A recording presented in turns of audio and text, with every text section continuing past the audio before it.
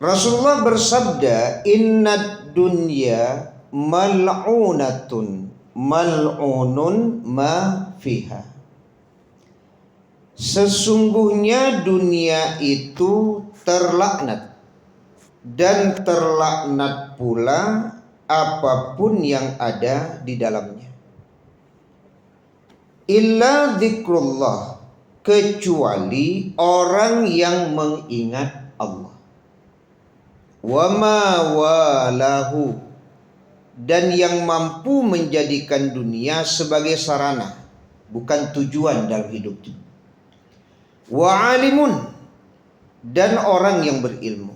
Au muta'allimun, dan orang yang menuntut ilmu agama. Jadi kalau bisa kita beri tema, tentu 4 golongan yang tidak akan pernah terlaknat dengan sebab terlaknatnya dunia. Nah, itulah kira-kira tema kita pada malam hari ini. Bapak Ibu jamaah yang dirahmati Allah, para ulama menjelaskan innad dunya mal'unatun, sesungguhnya dunia itu terlaknat. Terlaknat itu berarti kan terkutuk, ya. Jadi para ulama menjelaskan, dulu pernah kita bahas Bapak Ibu sebuah riwayat dari Imam Muslim. Ketika Nabi berada di pasar Madinah, kemudian menemukan seekor bangkai keledai. Jadi bangkai keledai sudah ditemukan oleh Rasulullah, kemudian ditawarkan kepada para pedagang di pasar Madinah. Siapakah di antara kalian yang mau membeli bangkai keledai ini seharga 1 dirham? 1 dirham. Ya, tentu pedagang yang ada di pasar Madinah tidak ada yang mau membeli bangkai keledai tadi. Jangankan membeli, diberi pun mereka tidak mau. Ya. Maka Nabi bersabda, sesungguhnya dunia ini lebih hina dari bangkai keledai ini. Kan bisa kita bayangkan Bapak Ibu, berapalah kira-kira nilai dunia ini, ya kan? 1 dirham saja bangkai itu tidak mau pedagang membeli, ya Pak. 1 dirham tidak mau beli. Sekarang dunia itu dinilai lebih hina pula daripada bangkai keledai itu. Kira-kira berapa nilai dunia itu, Bu? Ya kan? Berapa dia? Jadi kalau adalah di antara kita Bapak Ibu yang tergila-gila dengan dunia, itu memang tidak paham dia. Tergila-gila dengan sesuatu yang nilainya saja lebih hina dari bangkai keledai. Ya, maka tidak boleh tergila-gila dengan dunia. Makanya kalau berbicara musibah, dalam doa yang diajarkan Nabi itu kan, ya, janganlah engkau jadikan musibah kami itu pada agama kami. Wala taj'al musibatana fi dinina. Ya. Janganlah engkau jadikan musibah itu menimpa agama kami. Ya. Bukan janganlah engkau jadikan musibah itu menimpa harta kami, bukan begitu. Menimpa keluarga kami, bukan begitu. Tapi agama gitu. Ini artinya kan musibah yang menimpa dunia itu sesuatu yang kecil, ya, tidak membahayakan dibandingkan dengan musibah yang menimpa agama. Ya kan?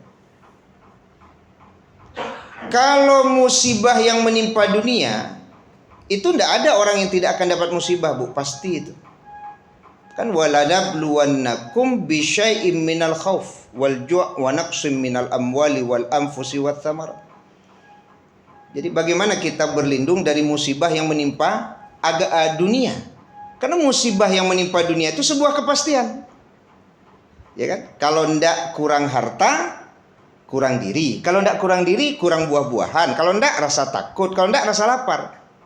Itu ujian. Tidak mungkin ada orang yang bisa lepas dari musibah yang menimpa dunia. Tidak mungkin. Karena janji Allah itu, dan sungguh kami akan menguji. Jadi tidak ada orang yang tidak akan dapat ujian, Pak. Makanya di dalam doa yang diajarkan Rasulullah itu, wala taj'al musibatana fi dinina.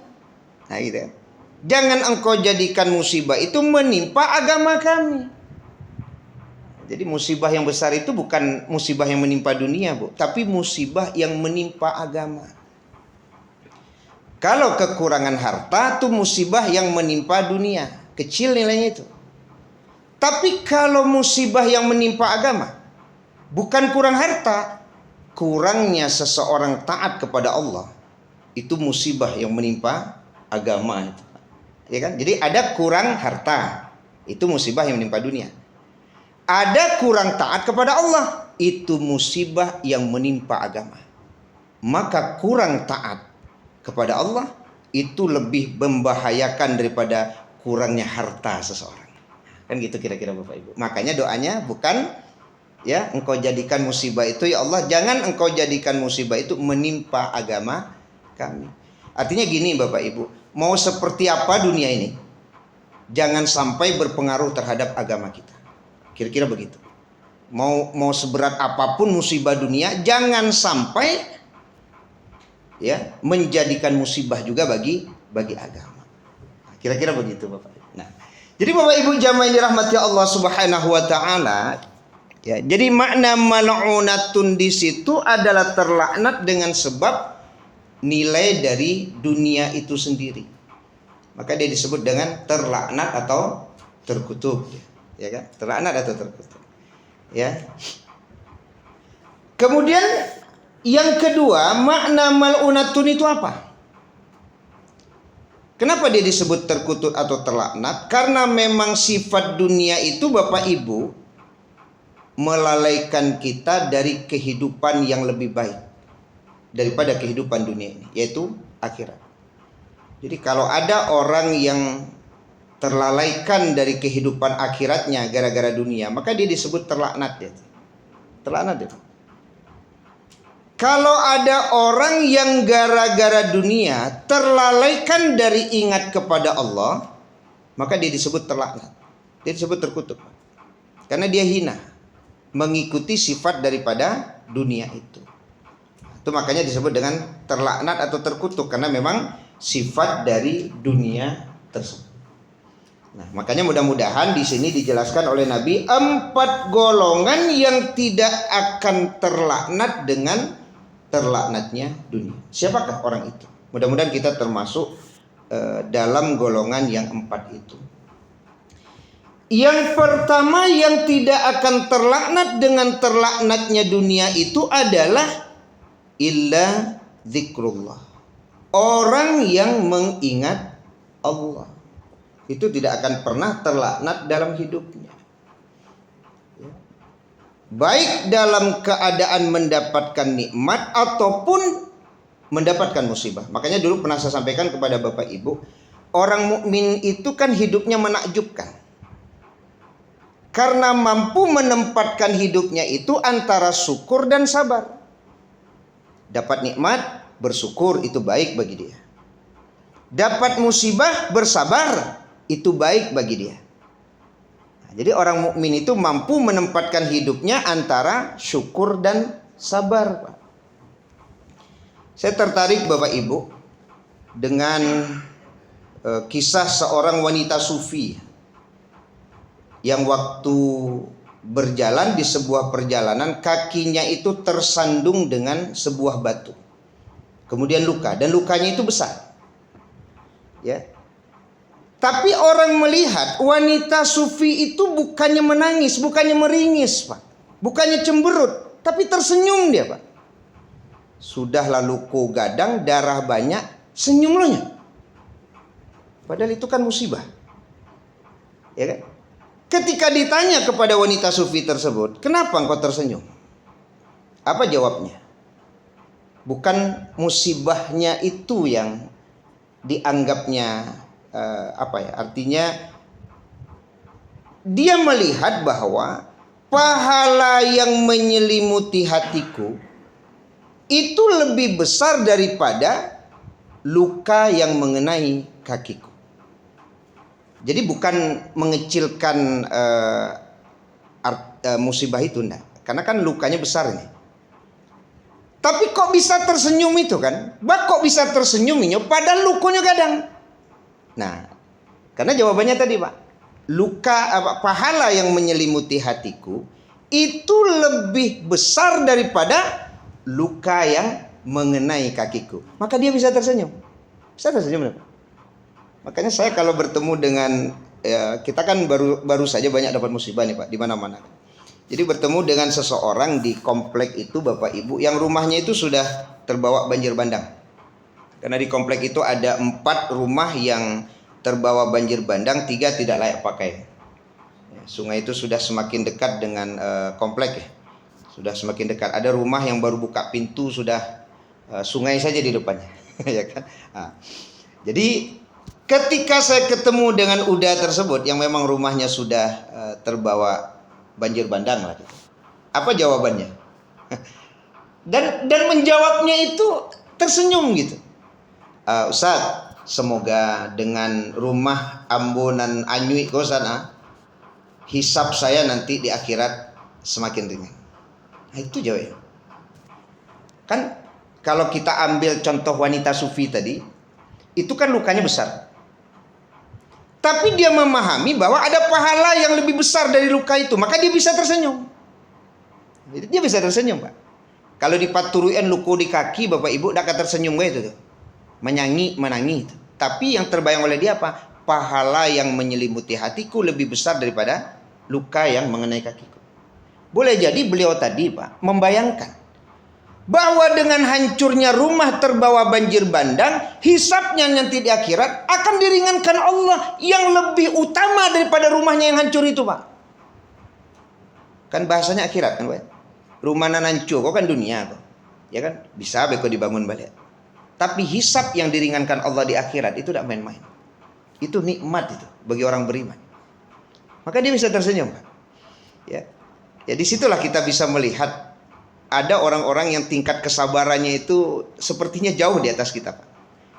Ya kalau tiba di ibu rumah ndak basobok pagi pas balik dari pengungsian tahapo yang ke ibu sampaian tuh. Nah. Karena kan waktu mengungsi jam 10 jam 10 itu kan rumah masih ada Pak.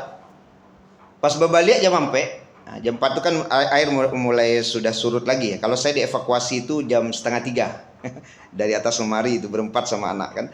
Jadi ketika kembali rumah tuh ndak nampak doa. Jangankan pondasi lah, atau saya ndak nampak. Kira-kira kalau tiba di ibu apa yang ke ibu kecentuh. Ndak nampak rumah tuh. Marawang boleh jadi mungkin kan. Tapi beliau ndak Pak. Nah, ya. Jadi ada orang-orang yang boleh jadi kesabarannya itu memang nampak. Itu itu yang disampaikan oleh para asatid. Kita sabar itu banyak hanya teori. Kalau kita orang sudah sampai di tatanan praktis Pak, awak masih di teori-teori. Orang sudah praktis, udah mempraktekkan dia kesabaran itu. Ketika salah satunya di situ Pak, hilang rumah, anak hanyut tidak ketemu, suami entah di mana, hanyut tetonggok di batang seri kan. Itu ada kisahnya itu kan. Ya kan, luar biasa. Ketika kita masih di tataran teori Pak, orang sudah praktek Pak. Dan ternyata banyak di antara mereka yang berhasil Pak menerapkan teorinya itu ke dalam praktek. Nanawa alun. Itu luar biasanya orang-orang yang dapat musibahnya lah di prakteknya Bu. Berarti enggak Pak, rumah baru di Bali 300 juta, merehab 180 juta Pak. Pas balik, enggak ada basobok rumah tuh Pak. Itu di komplek juga tuh. Enggak ada nih cie sekalimatnya, ya Bang. Kalau lah dititip Allah tuh Bang diambil ya balai kan. Itu saya nyoba Bang kampung Mbak Adinda kan nyoba Adinda. Ini model itu saya Bang. Kok kan titipan Allah. Innalillahi wa inna ilaihi rajiun. Sesungguhnya kita milik Allah, sesungguhnya kepada Allah kita dikembalikan. Mereka sudah di tataran praktek. Awak teori ke teori itu luar biasa. Ya kan? Nah, jadi Bapak Ibu jamaah yang dirahmati Allah Subhanahu wa taala, semua itu tidak lain dan tidak bukan kenapa? Ada zikrullah, ingat kepada Allah. Ingat kepada Allah. Ya kalau umpamanya ada yang menangis itu manusiawi itu. Ya bala ndak akan menangis dah. Lalapan balai tahun rumah di Tagaan lah. Lah janji lo mungkin juga awak saya hidup semati di rumah kau dah. Anan kasih hidup semati rumah kau dah boleh dah. Anda katabi tangi. Bada katabi tangi Pak. Ya kalau lai tagak jo rumah lai jo ada nang kadi berasian. Kau apa nang kadi berasian? Rumah aku udah ada. Berapa banyaknya saudara-saudara kita yang seperti itu, Pak? Ya, tidak ada lagi rumah. Atau keluarganya sudah ada yang berkurang. Ya. Nah, ketika mereka mampu mengucapkan kalimat istirja itu, Pak, maka kita teringat apa yang pernah kita sampaikan juga, Bapak Ibu, berkaitan dengan Buya Hamka kan. Ketika ada tamu beliau yang datang ke rumah beliau dan berkata, "Buya, rumah Buya bagus sekali." Ya. Apa jawaban Buya Hamka? "Tuan, rumah ini bukan rumah saya. Rumah ini titipan Allah kepada saya. Kalau bukan rumah ini yang meninggalkan saya yang akan meninggalkan rumah ini." Maka air mata boleh saja mengalir, hati boleh saja bersedih, tapi lisan hanya boleh berucap apa yang Allah ridho. Kan itu, ridho. Semuanya kan Allah yang punya kuasa. Ya, Allah yang punya kuasa. Ya. Tapi memang ada juga orang yang menghubungkan di tinggal komplek kok pas ditusuk sate rumah. Rupanya adalah yang memperhatikan komplek kami itu, Pak. Lurui Bakelo, komplek di Siko. Kalau diambil itu kan memang ibarat tusuk sate. Kalau tusuk sate itu kalau dalam Feng Shui itu katanya kan sial katanya. Tapi dalam Islam kita tidak boleh meyakini itu. Tahu Ibu tusuk sate? Adonan lurui kan? Awak pas di Siko rumah. Itu tusuk sate dong. Ya kalau dalam pemahaman kita kan kalau ada kendaraan yang remnya blong, Pak, kancangnya, yo rumah awak kamar saya itu. Kira-kira ke situ sebenarnya, Pak. Ya kan? Ilmiahnya ke situ. Kalau tiba-tiba ada air gadang, ayo rumah awak nyondoh dulu tuh. Nah, itu kan istilahnya tusuk sate. Jadi ketika komplek kami itu dilihat, ada orang bilang, "Iyalah komplekku tusuk sate." Ya.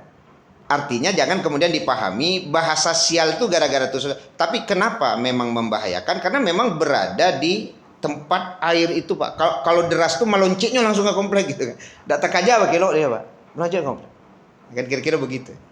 Nah, jadi Bapak Ibu jamaah yang dirahmati Allah Subhanahu wa taala, maka balik lagi illa dzikrullah, kecuali mereka yang mengingat Allah tidak akan pernah terlaknat dalam hidupnya dengan sebab terlaknatnya dunia itu. Termasuk ketika dapat nikmat.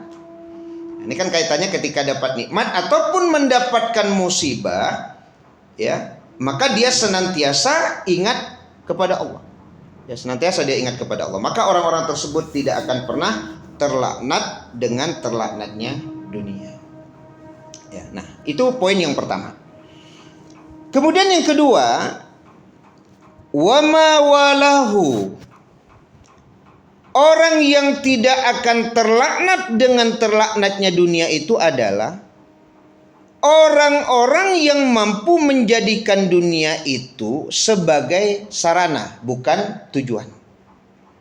Jadi sarana untuk mencapai tujuan. Apa tujuan kita? Kehidupan akhirat. Maka orang tersebut tidak akan pernah terlaknat dalam hidupnya. Ya, sampai-sampai kan kita kalau belajar dengan Rasulullah SAW ketika berbicara tentang alas tidur saja, ya beliau kan ketika diberi alas yang empuk, ya beliau tidak mau, gitu. Karena khawatir alas yang empuk itu justru akan melalaikan dari bangun malam. Ya. Artinya kita berusaha bahwa dunia kita itu tujuannya adalah untuk kehidupan akhirat. Seperti tidur, apa tujuan tidur? Menguatkan badan kita untuk sholat, untuk berusaha gitu kan. Berarti tidur itu bukan tujuan, sarana itu. Kenapa kita makan? Ya, kita makan itu ya untuk menguatkan badan. Bisa mencari nafkah, bisa juga untuk beribadah. Berarti makan hanya sebatas sarana, bukan tujuan. Ya. Sama juga dengan rumah. Apa tujuan kita membangun rumah? Untuk tempat kita berteduh. Ya, tempat berkumpul dengan keluarga. Maka rumah itu menjadi sarana dia. Yang terlaknat itu ketika dunia itu menjadi tujuan, bukan menjadi sarana. Ya, kan ada juga orang Bapak Ibu ketika beli mobil umpamanya kan. Ada yang beli mobil itu, Pak. Bakok batu kau tuh, Pak. Oto ambunan lamo tuh ketek, Pak. Kalau pulang kampung nyambui sini oto pusu. Tu lambek lo, ambo lah teragak lo bersobok juga. Ambo teragak lo membawa gaek ko jalan-jalan. Kalau tu lamo tu ndak nyaman dah. itu berarti beli mobilnya itu sarana itu untuk mencapai akhirat. Tapi ada juga orang yang beli mobil, kenapa ganti mobil-mobil bagus? Buliat tahu orang di komplek Ambo dan paling hebat. Ya. Buliat tahu orang oto nan paling gagah di komplek Oto Ambo. Nah, itu berarti dunia tidak sarana itu, tapi tujuan. Kalau dunia sudah menjadi tujuan, maka dia akan terlaknat, Pak. Karena di dalamnya bisa jadi ada ujub. Di dalamnya bisa jadi ada kesombongan, Pak. Makanya ada seorang asatiz berkata, seorang ustaz berkata, semahal apapun mobil yang dibelinya, kalau memang tujuannya ada akhirat, maka dia tidak akan terlaknat dengan sebab membeli mobil yang mahal itu, Pak. Tidak terlaknat dia. Dibelinya mobil Alphard, Bapak Ibu. Harganya itu lebih dari 1 M. Berakali itu awak. Nah. Lebih dari 1 M. Tapi dia punya tujuan. Agar guru-guru yang datang dari pusat ke daerah, Pak, ustadz-ustadz yang datang itu kemudian pergi berdakwah ke daerah-daerah, itu bisa pakai mobil mahalnya, Pak. Mobil mahal tadi kan kenyamanannya tinggi tuh, Pak. Sehingga ustadz-ustadz tadi kalau pergi berdakwah ke daerah tidak rangki-rangki badannya. Ikut naik oto biasa, tiba di daerah tuh rangki badan ceramah tuh tidak semangat. Maka jelas, walaupun mobil mahal yang dibelinya, kalau memang ada tujuan akhiratnya, maka dia tidak akan terlaknat. Salah satu kajian Ustadz Dr. Firanda Andirja itu, mau semahal apapun yang dibeli, kalau memang ada tujuan akhirat, Pak, dia tidak akan terlaknat. Ibu mau beli tas sebanyak apapun, ya, mau 100 tas ibu beli, kalau tas ke 100 itu masih ada nilai akhiratnya, maka ibu tidak akan terlaknat. Ya kan? Ibu lah punya tas 6. Ibu balik cek tas nan ke-7. Ah, tuh tas ke-7 tuh agununya tuh. Untuk apa? Kan ada tas 6 gua, tas ke-7.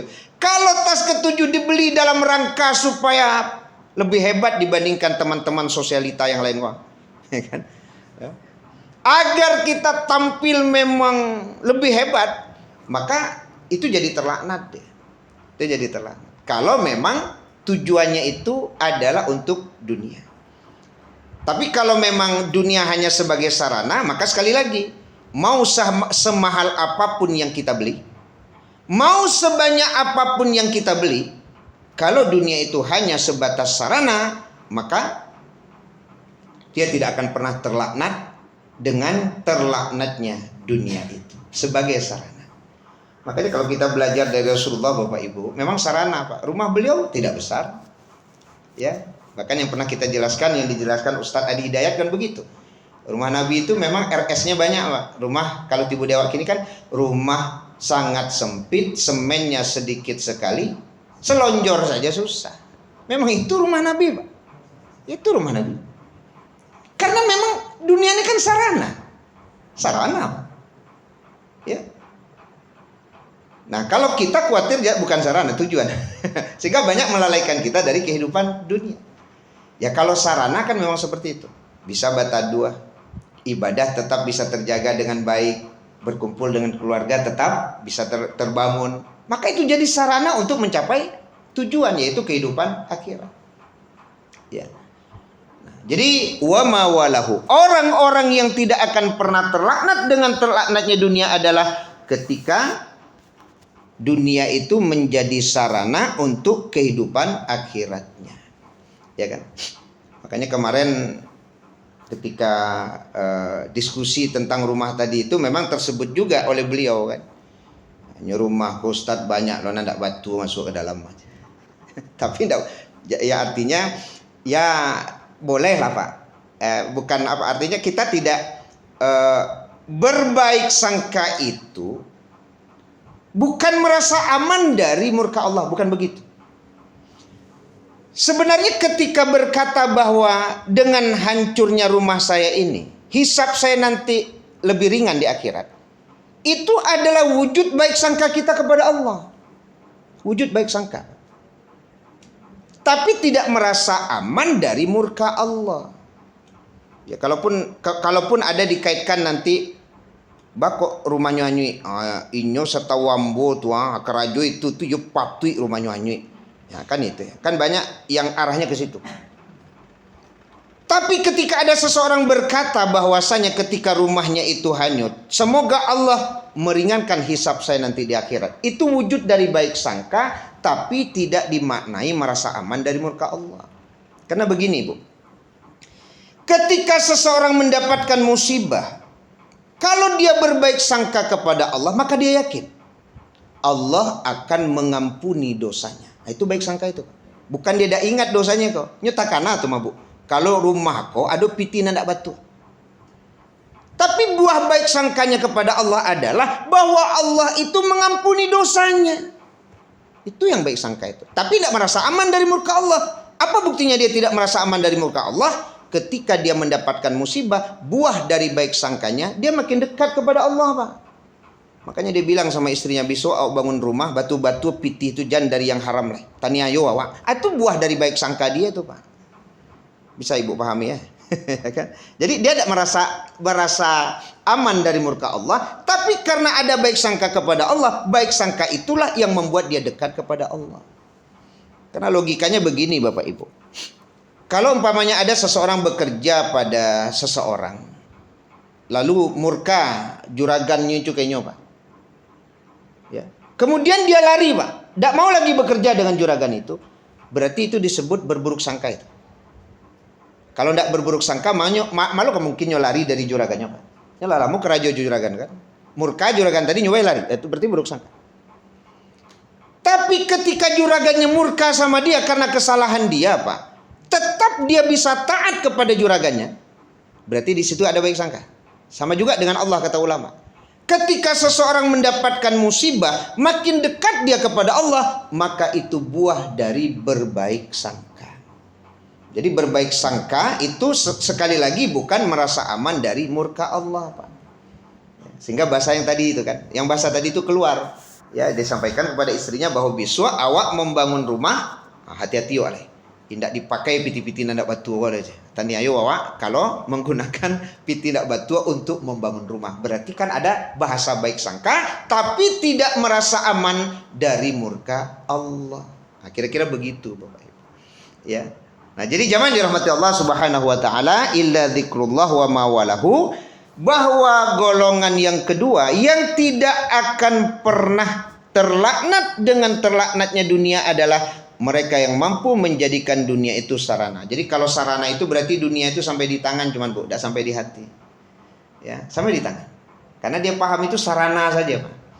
Ya, kalau sarana aku kan apa ya, hanya untuk mengarahkan dia kepada tujuan, sarana. Maka makna zuhud itu ada, bahwa zuhud itu dunia hanya sampai di tangan, tidak sampai di hati.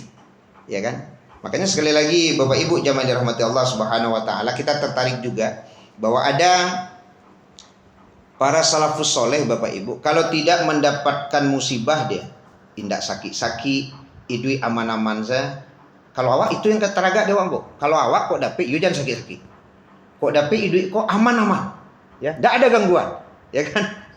Tapi kalau para salafus soleh lain, Pak, cara pandangnya. Kalau indak sakit-sakit, idui aman-aman saja, malah mereka berpikir Allah sayang kepada saya atau tidak. Bu, indak mangandak dapat musibah, Bu. Cuman cara pandang mereka itu yang berbeda. Karena kan memang ada dalam hadis Nabi, Allah kalau mencintai suatu kaum, maka Allah uji kaum itu. Sehingga para salafus soleh kalau tidak dapat ujian, nanya dia, Pak, Allah itu sayang kepada saya atau tidak? Bahkan di dalam Al-Quran Allah berfirman, ya, ahasiban nas ayusraku ayyakulu amanna wa hum la yuftanun. Apakah mereka dibiarkan mengatakan mereka beriman sementara mereka belum diuji? Makanya boleh jadi ada orang-orang yang hari ini mendapatkan musibah, Bapak Ibu, justru terjawab keraguannya selama ini. Oh iyalah, sayang Allah kabulkan. Itu yang berbaik sangka. Kan berbaik sangka tuh. Bukan merasa aman dari murka Allah, enggak. Tapi ada baik sangka bahwa ternyata Allah sayang kepada saya. Nah, kira-kira begitu, Bapak Ibu. Boleh jadi ada orang-orang yang makomnya itu sama dengan para salafus soleh. Makanya pernah juga kita bahas antara penderitaan dan orang yang menderita itu dua hal berbeda. Dua hal berbeda. Banyak orang-orang di sekitar kita, Bapak Ibu, yang penderitaan itu tidak berhenti-berhenti. Sudahlah jatuh, tempi janjang, ya kan? Tagalinci yo pulo, diampuk batang aiko. Tidak berhenti-berhenti, Pak. Tapi bisakah kita kemudian memastikan dia itu menderita? Belum tentu. Belum tentu. Karena penderitaan dan menderita dua hal berbeda. Lihat kisah wanita sufi tadi. Apakah penderitaan dia dapatkan? Ya, kakinya terluka besar. Darah bercucuran. Itu penderitaan. Apakah wanita sufi itu menderita? Enggak. Enggak ada menderita. Senyum dia, Pak. Kenapa? Karena apa? Ada sesuatu yang lebih besar yang didapatkannya dari hanya sebatas luka itu, Pak. Ya kan? Maka sekali lagi, jangan memahami penderitaan itu sama dengan menderita. Dua hal berbeda. Awak kadang di orang-orang sekitar awak kan acok gitu, Bapak Ibu. Mencari orang penderitaannya tidak berhenti-berhenti, lalu kita simpulkan mereka menderita. Belum tentu. Ada dulu orang Bapak Ibu yang tidak ada penderitaan bentuknya, Pak. Tapi sebenarnya menderita. Menderita. Ya kan? Menderita. Ya. Nah, jadi jangan dirahmati Allah Subhanahu wa taala. Nah, itu yang kedua ya. Jadi selama orang mampu menjadikan dunia sarana bukan tujuan, maka dia tidak akan pernah terlaknat dengan sebab terlaknatnya dunia. Dua. Yang ketiga. Yang ketiga Bapak Ibu jamaah dirahmati Allah, orang yang tidak akan terlaknat dengan terlaknatnya dunia itu adalah wa'alimun. Orang yang berilmu tidak akan pernah terlaknat dengan sebab terlaknatnya dunia. Ini pernah kita bahas surat Al-Qasas ayat 79 dan 80. Mudah-mudahan Bapak Ibu masih ingat. Ini perbedaan orang-orang yang mencintai dunia dan orang-orang yang berilmu. Di ayat 79 Allah menjelaskan bagaimana karakteristik orang yang mencintai dunia itu. Fa kharaja ala qaumihi fi zinatihi. Qarun keluar menggunakan perhiasan-perhiasannya, ada kereta kencananya dan ada orang-orang yang mengelilinginya. Qala alladzina yuriduna al-hayatad dunya. Maka berkatalah orang-orang yang menginginkan kehidupan dunia, ya laita lana mithla ma utiya Qarun innahu ladzu hazzun azim. Alangkah beruntungnya kalau kita bisa seperti Qarun itu. Ya, sesungguhnya Qarun itu memiliki keberuntungan yang besar. Tidak sekali dua kali terkadang Bapak Ibu kita membicarakan kekayaan-kekayaan orang gitu. Ya kan? Setahu ambo inyo punya ladang di Pasaman tua, sawitnya tidak kurang dari 10 hektar. Ambo tahu bana tuh. Otonya saya di Padang Kombo etong 7 tuh. Lalu di Jakarta, rumahnya saya di Masudi itu ada di Padang. Nggak, tujuan membahas kayu orang untuk apa Ibu? Nggak, untuk kira-kira untuk apa? Ada artis-artis yang penghasilannya sebulan itu 2 miliar. Mengapa Ibu hitung-hitung penghasilan artis itu? Guna. Nggak, untuk apa Pak? Apakah memang dengan penghasilan besar itu bahagia itu ada gitu? Nggak ya. Ada yang membahas tuh pemain bola tua seminggu saya tahu tuh. Ya, seminggu 2M tuh gaji. Sebulan beratus. Mang ada hitung-hitung gaji pemain bola. Apa ndak ada kerajo hitung-hitung gaji orang. Ndak tujuannya apa? Kalau kita suka melihat dunia ya ke atas ya, dalam urusan dunia, maka itu akan mengurangi rasa syukur kita kepada Allah, Pak. Coba bayangkan Ronaldo per menit berapa, Pak? Itu loh kayak hitung-hitung. Awak sebulan saya bahas itu aja. Ya kalau itu yang dibaca gaji awak sama juga gaji Ronaldo sama ini, Pak. Ada kapan yang boleh awak tuh? Maka dibaca-baca gaji orang. Tapi ada orang-orang yang memang hobi membaca dunia orang. Maka itu tipikal orang yang mencintai dunia. Terlaknat dia. Kenapa? Bisa membuat rasa syukurnya kepada Allah menjadi berkurang, Pak. Nah, di ayat 80 inilah orang-orang berilmu. Wa qala alladziina utul ilma wailakum. Berkatalah orang-orang yang berilmu, celakalah kalian. Thawabullah khairul liman amana wa amila solihan. Pahala Allah lebih baik bagi orang yang beriman dan beramal soleh. Artinya gini Bapak Ibu, kalau ada orang yang suka membicarakan dunia orang, kekayaan orang, jangan yang patahan sekali. Uni alah tuh, dah usah kayu orang dibaca. Ya, pahala Allah lebih baik bagi orang yang beriman dan beramal soleh. Jadi dipatahan, tidak diyono. Kau menyimak tuh mayono. Yo mak, ambu tahu lo tuh. Itu di Padang baru tuh nih, di Solo sama tahu. Lah nyetambah lo kalimat. Harusnya kalau berdasarkan surat Al-Qasas ayat 80, jangan disambung. Patahin langsung kalau ada orang berbicara tentang dunia orang ini, Pak. Karena tidak ada gunanya. Ya, patahan sekali. Tidak usah membicarakan kekayaan orang tuh nih, kan? Tidak usah, ya. Seolah-olah kekayaan itulah yang membuat orang itu lebih beruntung dibandingkan dengan kita. Seolah-olah dunia itu. Tapi kalau dunia itu menjadi sarana tuh boleh dibicarakan. Sudahlah kayo, pamurah lo ke orang. Pamurah ke orang, kok tidak dibaca. Sudahlah bapangke rendah hatinya, tidak sombong ke orang. Itu tidak dibaca. Bukan bapangkenya yang dibaca. Bukan kayonya yang dibaca, Pak. Tapi nilai-nilai kebaikan itu yang dibaca. Makanya dengki itu boleh saja kepada orang yang Allah berikan ilmu Al-Quran, lalu diamalkannya dalam kehidupannya sehari-hari. Boleh dengki kepada orang yang diberikan harta, lalu dengan hartanya dia berinfak di jalan Allah. Maka yang ketiga, orang yang tidak akan pernah terlaknat dengan sebab terlaknatnya dunia adalah orang yang berilmu. Nah, kalau kemudian kita tidak termasuk orang berilmu, maka ada yang keempat, au muta'allimun. Orang yang menuntut ilmu agama, ada jaminan dari Allah tidak akan terlaknat dengan sebab terlaknatnya dunia. Semoga ini memotivasi kita Bapak Ibu untuk tetap semangat menghadiri majelis-majelis ilmu. Untuk tetap semangat belajar ilmu agama. Mau mendengarkah namanya, mau membaca namanya, mau berdiskusi namanya.